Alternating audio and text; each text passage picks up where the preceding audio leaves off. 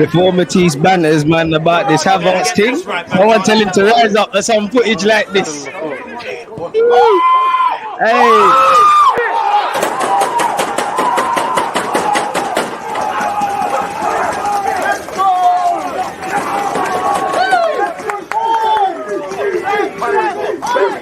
Excuse me, boss. What team do you support? What, Chelsea? Yeah. Fuck Chelsea. Chelsea shit. Yeah. Fuck Chelsea. What? Fuck you. Fuck Chelsea. Fuck you. Fuck Chelsea, pussy or what? Say something. On, fuck listen, Chelsea. Fuck, you, fuck Chelsea. People deluded. I'm back again. Come on, Ian. Man. Come on. Hey, brother, take the smirk off your face, man. I see you bashing your hair, bro. I thought you smash the like button, subscribe to the keys at my channel. Yeah, let's do this, man.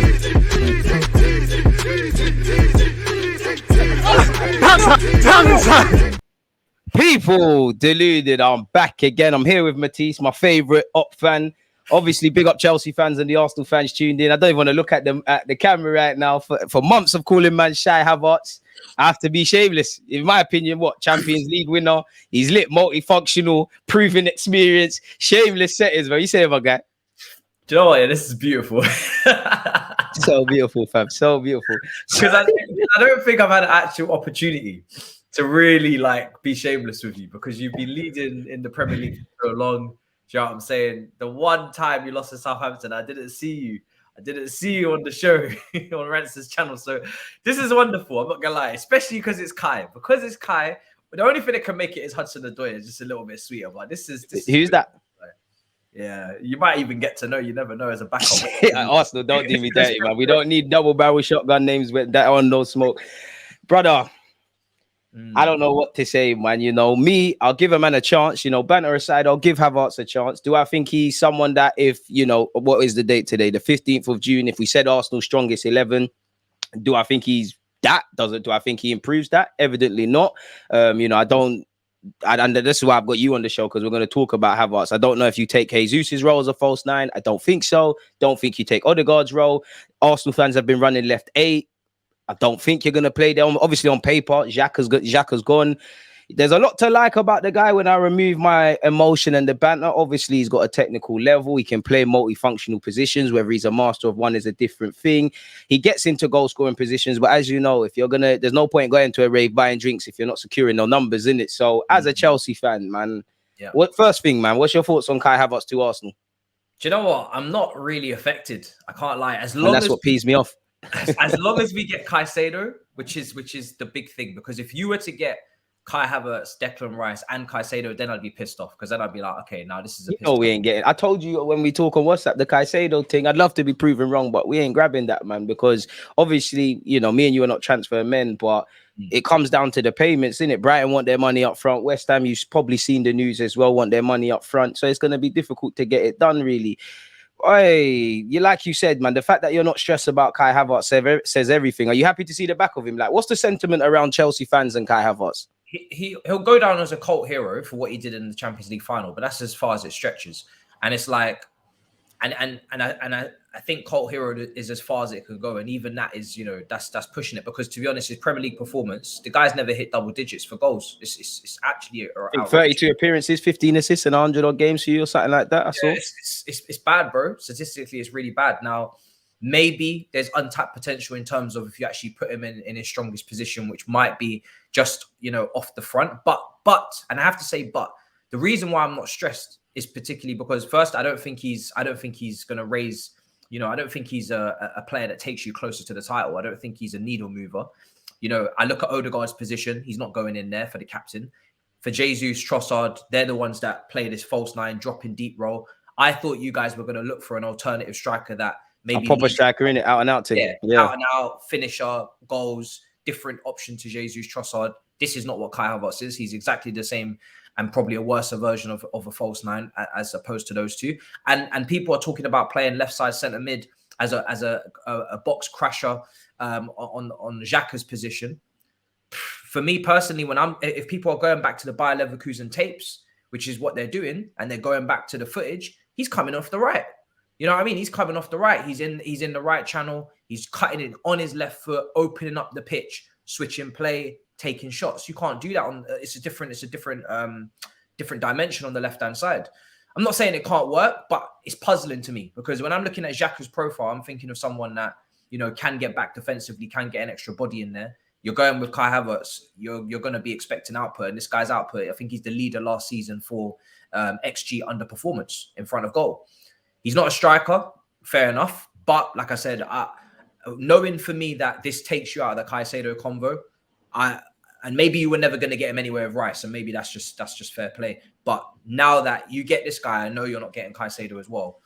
That's music to my ears. I need Caicedo in my team. That's a serious. I think we need it as well because while, you know, you would agree, you know, in the modern day, you have to be able to play multifunctional roles. You know, when Arsenal brought in Willian, Cedric, people of that ilk, they couldn't really do it. You know, the Zinchenko's, the Benjamin Whites, etc. of this world can. You know, to be fair to Havertz, you know, he's 24. I'm trying to be fair to him. You know, he's 24. He does get into goal scoring positions. You know, right now we're a better attacking team than you, so maybe that tax will rub off on him. He does get into good goal scoring positions. You know, Arteta has shown that he can get Saka getting double digits, Martinelli and Odegaard now. So maybe and Granit as well. Well, not double figures, but scoring. So maybe there's something to do with Havertz. But you said it there off the right, and now it's making me feel indirectly. Is that someone that competes with Jesus for the false nine and also someone that could play for Saka? Where I don't understand it is because, again, I do think he could complement the side. I do think it's one where I'll hold my hands up in hindsight if it works. But immediately, I don't think it makes us stronger in our pursuit, as you kind of echoed, for the Premier League and obviously in the Champions League. Now, it's a bit harsh to say a man's living off the Champions League final goal, but he is.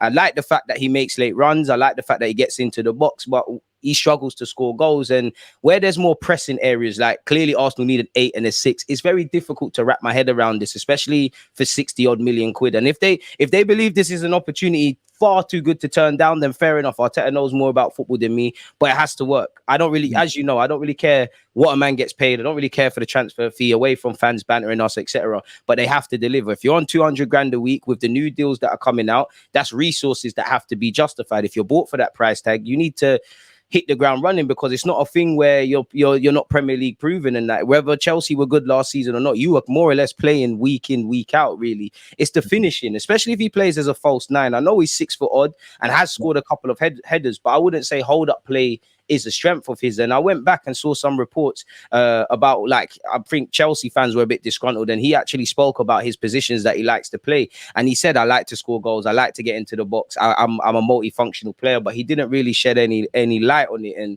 you probably agree, you know, when he initially came through, much like half of these German youths, he was compared to Ozil. I can't say I see that majestic approach from him, really and truly. It's mad. He's a player that says he can play in multiple positions, or at least he's a floater that can occupy many areas. These type of players worry me because they could be jack of all trades, master of none. And we said that before. You said it about him. So for me, I agree with you. You know, Arsenal are meant to be improving the starting 11. I don't think he does that immediately.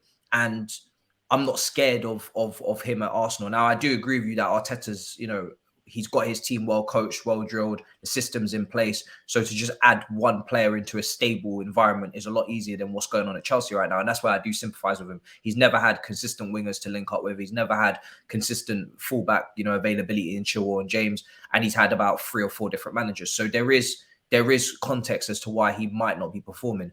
The thing that I would go back on with him is that his mentality. I don't know if this guy mentally is an elite level player. He might have the technical ability and potential to be one, but mentally, I don't look at Kai and think, oh, this is a guy that understands that he needs to perform better and he has targets to hit in terms of output and is really trying to raise his game.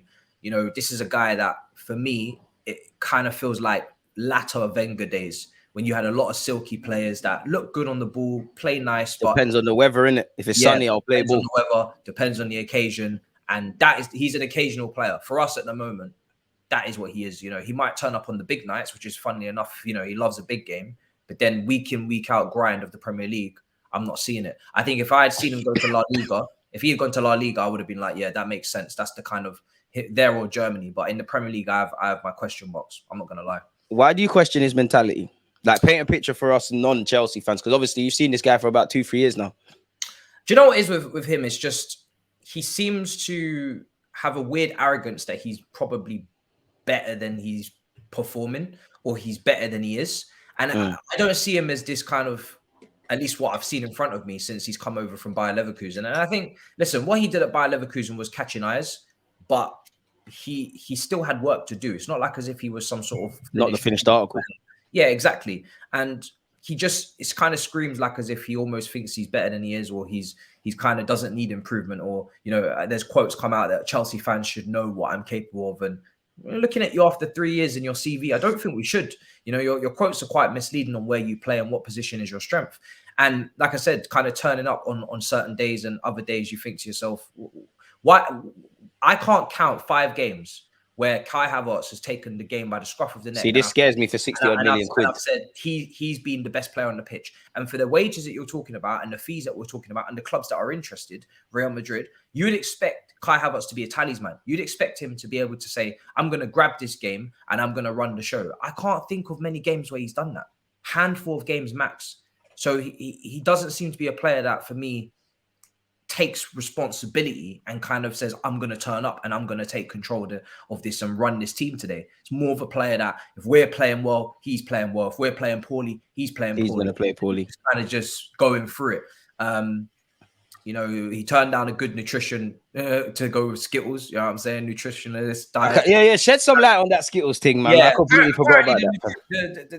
There was, you know, a nutritionalist that wanted to, you know, put him on the straight and narrow path of a certain diet. He turned it down for Skittles. Says Skittles seems to. You better not act up when Arteta wants you to do that, because you and Fabio Vieira need to start eating some food, bro. Like, it seems to energize him more for matches and whatnot. Listen, you know, I mean, it is what it is. But yeah, for me, bro, I'm not worried. I can't lie to you. He was going to be on our bench as far as I'm concerned next season, because Nkuku's coming in. He's going to play off the front, man. We got Enzo. Now, hopefully, Caicedo gets done. We have to get that done. And I'm happy with that trio. And then we're talking about Santos and Caicedo and players that have been performing. 2 very good players shone at the Under-20 World Cup, man. Them youths are sick, I can't lie. There's some players I can't agenda at Chelsea. Them youths are sick. We need that money, bro. We need you to balance our books. I can't lie. And that's what I don't that's what I don't understand. Like, I don't think it's as simple as us fans are being ignorant and saying, you know what, we're getting Havertz, that money's going to be used for Caicedo. But I can't help at the same time but think that is the case, really and truly. You know, obviously, you know, you're a Chelsea fan. You make, you know, I can't imagine no one subscribes. Subscribe if you're listening, people, and hit the like button on mine and Matisse's channel. But what is this financial situation that you lot find yourself in? There's talk of this June deadline. I've seen a number of players linked with clubs. You know, Kovacic has probably been the first one linked with a move to another Prem team. You've obviously got him to City, Mount to United, us with Havertz, and actually Gallagher to Spurs now. Like, that's almost unheard of, you dealing with Spurs. What is all of this financial stuff? You like acting broke for no reason after Bohi showed his hand. It's a mixture of, we do need to bring money in because I think just to be comfortable in the FFP situation, but obviously we didn't qualify for Europe as well. There's no Champions League, so that has a ricochet effect. But more importantly, I think it's just to clear squad numbers. Like, we could, if we had to, go with this team next season and there wouldn't be any repercussions, but we don't want to do that. We got about 44 players, I calculated. We had around first team senior players. If you bring back the loanies, Hudson-Odoi, Ampadu, Baba Rahman from Reading, all these guys, Lukaku, you know, and we're keeping the Pulisic. I actually didn't deep the amount of players you got, you know. You probably forget some man out of your club as well. Go through the Aspilicueta's here. You know what I mean? Mendy, Kepa. So you got two people down. You know, you actually got bare, man.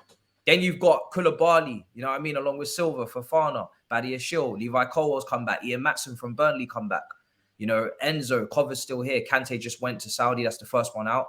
And then you've got Santos, you've got Cassidy, you've got Carney from Aston Villa, who's obviously here as well. You got Mount still here, Gallagher still here, all the wingers, Mudryk, Madueke, all the strikers, Fofana, Borja from Lukaku. We've got a lot of players. Yeah, but that's the thing, like, I look at Chelsea at this. Cuckoo and Gusto coming in as well. This is even that Gusto, but this is where I look at Chelsea. It's like, it's a bit like, obviously it wasn't as extreme, but it's a bit like Arsenal, that you don't end up in this situation overnight. Yeah, you had new managers, owners, all of that stuff, but it's probably from, even when you're winning stuff, a series of bad decisions or a change in what you're sort of doing. How do you actually feel about Poch coming in and obviously no European football? Because I've been there as an Arsenal fan where it's just a reset, one game a week. I think that actually boosts you lot's chances of Champions League football if you get out and bring in the right players. For me, everything depends on the sales. If we get enough players out, I think we could have a strong season of qualifying for the Champions League and then trying to get a cup. I think that has to be a goal to try and get a cup, but I'm more than confident in Poch. I've been a big Poch, pro Poch person since he was on the shortlist. I wanted him on the shortlist last time. If I could have had my way, I probably last time we spoke about you was pro Poch. Yeah, I think Chelsea fans weren't necessarily. I'm not going to say all, but I remember when we did that vid, people weren't exactly convinced. You know, Chelsea. Unfortunately for me, I have to be honest. When you mention winning, Chelsea's there. Poch doesn't really have that sort of thing. Exactly. And to be honest, if I'd had my way when Tuchel was gone and there was a bit of time, more than 24 hours to think about it, then I would have probably gone with Poch again there as well. So I think Poch is perfect for where we're at in terms of you need Mudrik's, Madueke's, Carney's, Santos, all these guys to develop. This guy's got a track record for developing players and improving and showing consistency in the league. That was probably the best Tottenham team we've seen. At home, they were pretty much. Yeah, when they had Danny Rose, Walker, and the two Belgian lads centre half, I think they were unbeaten that year at home. What a trophy for them, man. Yeah, they stopped our winning run as well when we was on a title charge with Conte, and they battered us at their ground. And he's developed Kane, Alderweireld, Vertonghen, like you mentioned, Wanyama, Schneiderlin, all these guys, from Luke Shaw's, everything. So that's exactly what we need, is someone to take these guys up levels to the point where we've invested in and we've seen our returns with world-class talents. And then if he can't get it over the line in terms of a Premier League and he's bottling it per se, then you sack him after a couple once he's cleaned up things, then someone else with a bit more prestige. Exactly. So I'm really happy with the appointment. The eyes are all on the ownership. There's no time for excuses. We could say that we're unlucky that Loftus-Cheek is not currently at AC Milan because Maldini was sacked. We can say that, we outpriced Real Madrid for Havertz, and maybe he'd be a Madrid player if Mbappe didn't hand in his letter of resignation. Do you know what I'm saying? But at the end of the day, we ain't got time for excuses or time for a pity party. We put ourselves in a position. We need to get rid of players. So they just need to get signatures, and that's it. I'm not trying to hear anything else from this. And I share the way you're saying that about Chelsea, but with Arsenal in that, obviously, I speak for you as well. You're a rational man. You're not expecting everything to be done in terms of ingoings and outcomings, but significant business, because that's how I feel with Edu. I've said it before and I'll say it again. By all means, go after Rice, go under Caicedo, go after him better yet. If you don't get them, that's cool. But make sure once September comes, you've got an 8, you've got a 6, you've got a right back, you've got a centre back. If Tierney leaves, you've got a left back. Other than that, it's down to Arteta on the training field. If we don't have that, I don't want to hear it, because it will be more of the same where we ultimately fell short, really and truly. Like, I know many Arsenal fans won't be happy with Kroenke, and I'm by no means a defender of them, but just commenting on what I see in the last few years, there's been money there. Whether we've got Mudryk done or Caicedo in January or Douglas Luiz and Rafinha last summer, that's because of them. Like, the bread's been there. If your mum gives you money and tells you to go Sainsbury's and get some bread and milk, and you come back with sweets, you're gonna get beats, isn't it? Like, it's simple as that. And you spend the change. Like, you need to make sure you're doing the right thing. Yeah. Exactly. Because for me, the expectation is there now. I'm not gonna quite puff out my chest and say we're gonna win a league and things, but we're going into next season genuine minimum top 4 contenders. As you know, we're in the Champions League. For me, the FA Cup and the League Cup, more so the FA Cup, need to come home, really. So you should be going in as title contenders, bro. I don't know what the landscape, again, you lot not having European football could boost you lot. United another year under Ten Hag. Liverpool are not going to sit down. You lot are not going to sit down. I hope we can, but I just think, and obviously a lot of people just assume Arsenal's going to fall away. Everyone's going to improve. Last season, Arsenal was good because everyone else was crap. We can't control that. But I genuinely think where Arsenal fans are concerned, I'm not saying we're not better. I'm not saying we're not good, but because we finished second, it's all, and on paper, I can't deny it. It's like we're the second best team in the league. I can't sit here and say we're not. But I just feel, for want of better words, people are putting us at a level we're not. You look at us defensively. I've been very passionate about it. We have improved defensively in comparison, for example, bro, of what Arsenal used to be. But if you're looking at title contenders, it's not good enough. Even just the season that's just gone versus the season before, you look at, I think we got 60 odd goals that year. Now we've got 80. I don't know the clean sheets, but I think we had 13, 14 clean sheets last year. The season that I'm referring to before that, there's actually not that much of a change. And I know many people say, oh, you know what, if Saliba stayed fit, we would have won the league. Saliba's a sick defender. He's great. But as you know, it's more of a system. There's teams below us that have probably suffered defensive injuries that have held it up, really. I think Saliba's injury more so just highlighted the frailties defensively, on the transition, set pieces, many things. Yeah. Bro, even when you look at Aston Villa away, Brighton away, which was one-way traffic, Man United at home, Bournemouth at home, when you remove your emotion, bro, we're conceding dumb goals. And I'm not saying this because I want to criticize my team. Naturally, you've seen your team win titles. I've seen my team win titles.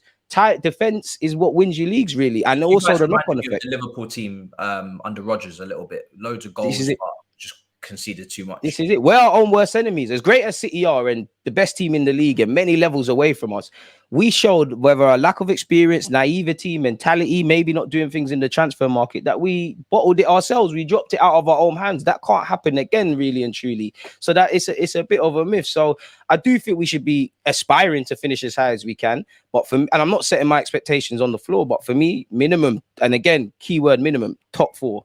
Give a good account of yourself in the Champions League. If we get drawn against a big team, give me a somewhat when we beat Barca at the Emirates, a nice day out. Get out of the group, not embarrassing yourself. FA Cup needs to come home. And just general improvements, really. Because as I said, you lot have no European football. That's probably the best scenario for Poch if you lot do certain things, because it's one game a week, gelling whatever he wants. Liverpool are going to come back. United under Ten Hag, if that ownership comes through and they're able to do certain things and address areas, they're going to be on stuff.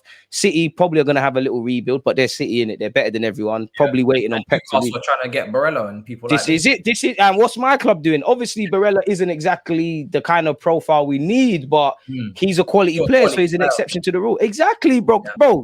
Barella, Guimaraes, couple of other bad boys. They might even get Maddison. Them man are cooking, bro. Maddison. Add Maddison to that. That trio is disgusting, bro. Disgusting. Even with Newcastle, like obviously Arsenal played in Europe last year, but I don't know what the effects of the Champions League is going to have on us, because you've seen your fixture calendar list. Once you start getting around that September, October, November, December, and January, the games are coming thick and fast. And you saw with City towards the tail end of the season where every game, excluding the Prem, is a must win. So there's not really a need for rotation, or if there is rotation, it has to be for quality players. And I genuinely hope Arteta and the players have taken heed of this, because if we don't work on our weaknesses in life, we're not going to improve, bro. My final thing for you before I let you get out of here, I wanted you to see this. Apparently, as per Mr. Simon Phillips, I don't know how credible he is. Apparently, a good source, as per Simon, says Chelsea have annoyed Caicedo's agents and Brighton in negotiations recently, although the player himself is open to moving still. Sources add Arsenal are still there, United serious. Nothing about Arsenal pulling out. One source still says Arsenal feel they could both land Caicedo and Rice. Do you think what do you make of that? And do you think all of us are being taken around the houses, not just necessarily by Brighton, but by Brighton's agents?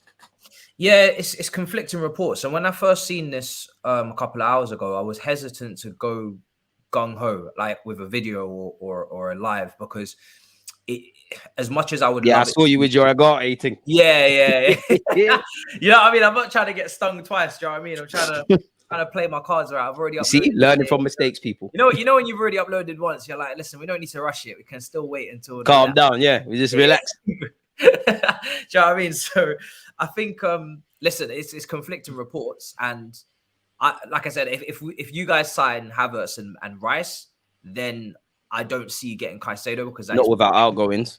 But if Man City go in for Rice, which is apparently the report this morning, then I can see you coming in for Caicedo, because you need someone in the first phase for a party option, or even if you want someone to even partner him if Xhaka's going to keep it moving. And Xhaka's move's probably on standstill now, isn't it? Really? Yeah, exactly. So the fact that Rice is not done means that Caicedo is not over. That's how I would logically look at it, because it would be crazy to pull out of the Caicedo deal and then Rice doesn't get confirmed. Man City come in and blow you out the water, and then you get left with nothing, and then suddenly now you're looking at tell him again.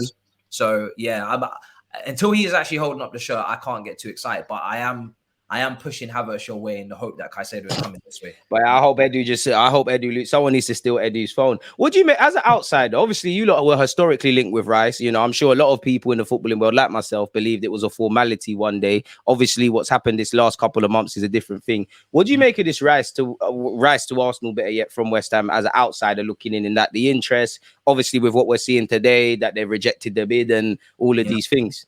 For all these players that want to be in London, there's only two clubs. There's us and yourselves. Do you know what I'm saying? And we finished 12th. So you guys have the upper hand. You're in Champions League. You're on an upwards trajectory. You're stable. You have a settled team, young team. We're the opposite, and we got a lot of issues to sort out. Mainly being having too many players and not having Europe, and also obviously a new manager where he has to put his imprint on pre-season and start putting the foundations in. So obviously Tottenham are never getting into these conversations, and for me, Amen. for me, when it comes down to it, that's where it's gone with Rice. Is that he's got a young family. I think he had a kid earlier this year. He's obviously captain of West Ham. He's settled in London, So he was always going to preference staying in London as long as the two London clubs were moving in a proper direction of trying to compete for things. And that's what you guys are doing. So I'm not really surprised that he's looking at Arsenal. And, you know, the talks of Bayern Munich, you know, it was just too far-fetched for me. I genuinely thought he would do it, you know. Genuinely. Nah, yeah, for me, I didn't. The only ones that could cause you a problem is obviously the Manchester clubs. He'd be silly not to join City, if I'm completely honest. Fuck the London aspect. I was just thinking about it the other day. You think about what Pep's put in place, and you go with Rice and Rodri just in front of a back three.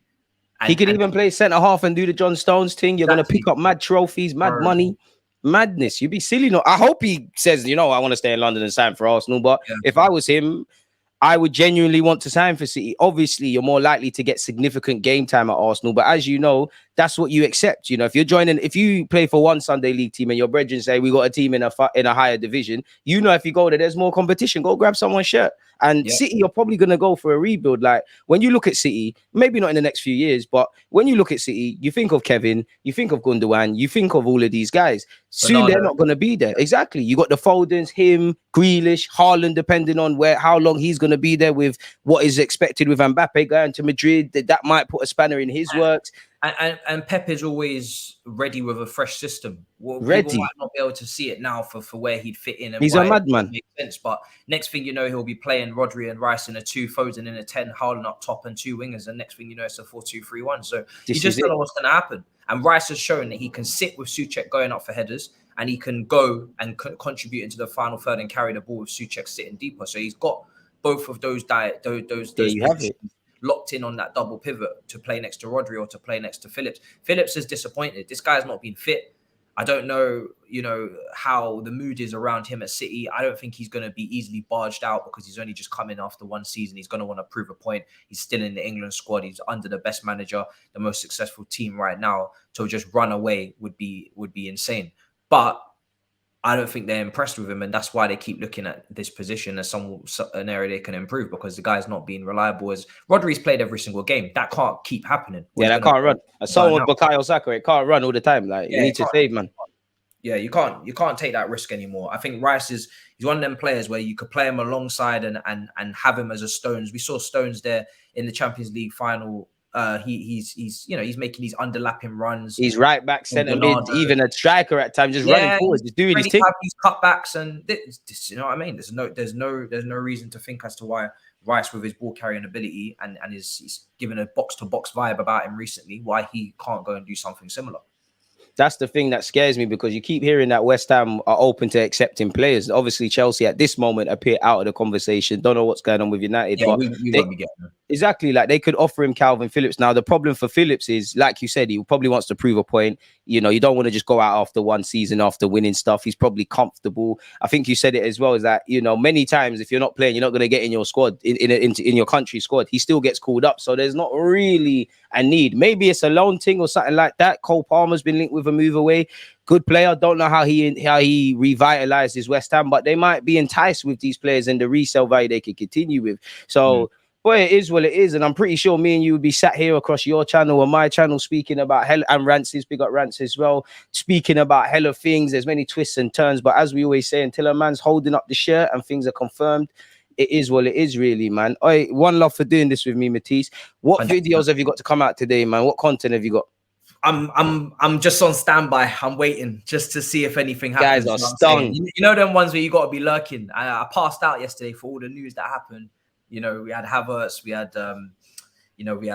Jackson from Villarreal, then Mount bid, and Gallagher, Spurs interest, Brighton interest this morning, and Koulibaly and Inter meetings, all this kind of madness. So you just never know when these journalists are all going to just press the red button and start releasing all the stuff. And it's only June, bro. Madness. Yeah, you got to be ready to go. Do you know what I mean? So I'm kind of just sitting on the day and waiting to see if anything happens, and if not, then I'll probably still put out a video. But yeah, I'm just biding my time a little bit. Something might be in the water.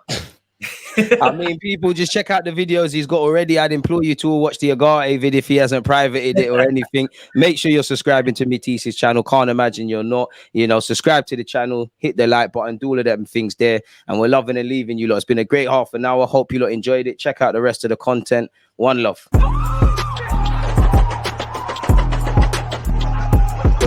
Always just that. defending. I think it's like